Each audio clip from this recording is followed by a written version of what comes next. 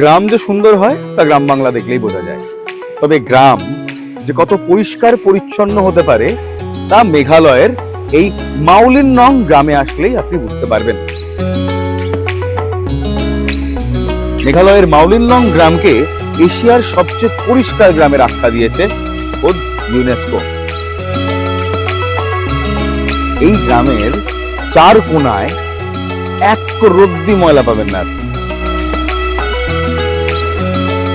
এই গোটা কর্মকাণ্ড যারা করেছেন তাদের সরকারের অবদান শূন্য, পুরোটাই করেছেন এখানকার স্থানীয় বাসিন্দারা। আসুন একবার গ্রামটা ঘুরে দেখি।